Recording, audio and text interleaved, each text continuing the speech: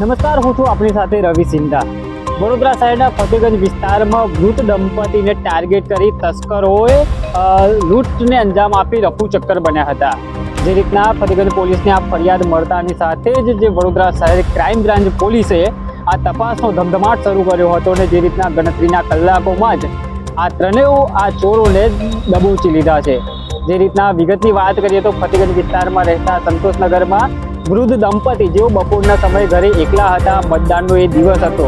મતદાનની વિશે માહિતી લેવી છે તેવું કહીને આ બંને તસ્કરો તેમના ઘરે પહોંચ્યા હતા અને વૃદ્ધ દંપતીને છાતીએ ચપ્પુ મૂકીને ત્યાં લૂંટ ચલાવવામાં આવી હતી ને વૃદ્ધ દંપતીએ પહેરેલી વીંટી, વૃદ્ધ માતાએ પહેરેલી ગળામાંથી સોનાની ચેન સાથે રોકડ રકમ લઈને આ ત્રિપુટી ગેંગ ત્યાંથી ફરાર બની હતી।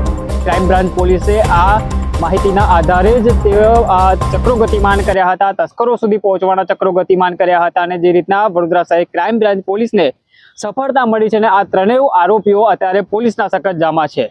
હાલ જે રીતના ક્રાઇમ બ્રાન્ચ પોલીસે સીસીટીવી ફૂટેજ અને સર્વેલન્સ ટેકની મદદથી આ આરોપીઓ સુધી પહોંચવાની તમામ જે કાર્યવાહી પોલીસ દ્વારા કરવામાં આવી હતી ને જે રીતના ગણતરીના કલાકોમાં જ વડોદરા શહેર ક્રાઇમ બ્રાન્ચ પોલીસે આ ચોરીનો ભેદ ઉકેલી નાખ્યો છે।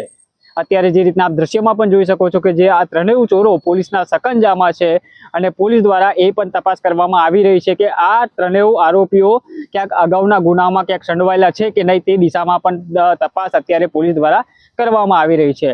પોલીસ દ્વારા આ તમામ જે આ ત્રણેય આરોપીઓને પકડીને કાયદેસરની કાર્યવાહી અત્યારે હાથ ધરવામાં આવી છે।